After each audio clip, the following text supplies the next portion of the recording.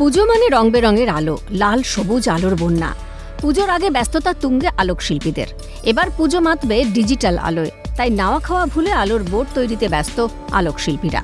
সারা বছর তেমন কাজ না থাকলেও পুজোর আগে শ্বাস ফেলার সময় থাকে না কালিয়াগঞ্জের আলো তৈরির কারিগরদের। চন্দননগরের আদলে তাদের হাতে তৈরি বিভিন্ন ধরনের আলোর বোর্ড পুজো মণ্ডপগুলির ভোল বদলে দেয়। এক একটি প্রমাণ সাইজের আলোর বোর্ড তৈরি করতে লেগে যায় 3 থেকে 4 দিন।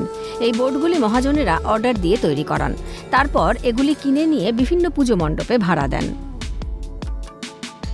এগুলা তো কলকাতা চন্দননগর থেকেও আনি, আর বড় বাজার থেকেও আনি, আবার তোমার হচ্ছে ওয়েলিংটন চাঁদনি মার্কেট ওইখান থেকেও আনি। মানে এক জায়গায় তো সব জিনিস পাওয়া যায় না, সব জায়গা থেকে নিয়ে আসি আর কি। চাহিদা তো ভালোই আছে, কিন্তু আমরা তো পূজার সময় কম্পিটিভ দিতে পারছি না, এত চাহিদা মনে করেন। আমরা ফুটো করে কাঠের ফ্রেম বানাই, তারপর এসে ঝালাই টালাই করে তার লাগাই, আমরা কমপ্লিট করি আর কি। তাহলে বোর্ডগুলো খালি ওখান থেকে নিয়ে আসতে হয় না, আমার টাইম পাই না সেরকম। মানে এইভাবে টাইম চলে যায় আমাদের, কোন দিন দিয়ে 5 দিন চলে গেলো বলতে পারতেছি না আমরা।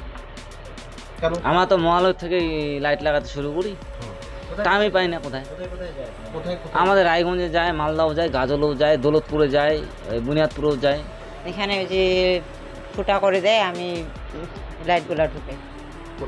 হ্যাঁ, কিরকম লাগে? ভালোই লাগে। পুজো দেখতে যান? হ্যাঁ, তো তখন কি মনে হয়? ভালোই মনে হয়, যখন যাই তখন লোকগুলাও দেখে, ভালোই বলে, ভালোই লাগে। এবার তো পুজো অনেকটা কাছেই গেল, তো তার জন্য তাড়াহুড়া করে কাজ করি। কাজ কি দিনে রাত্রে সব? হ্যাঁ, দিনে সকাল 6টা থেকে রাত 10টা 11টা পর্যন্ত কাজ করি। পুজোকর্তারা আর সাদামাটা টুনি লাইটে ভুলছে না। টিউবের আলো, রাইসের চেন এখন পুরনো কনসেপ্ট। ডিজিটাল বোর্ড এখন বাজার মাতাচ্ছে।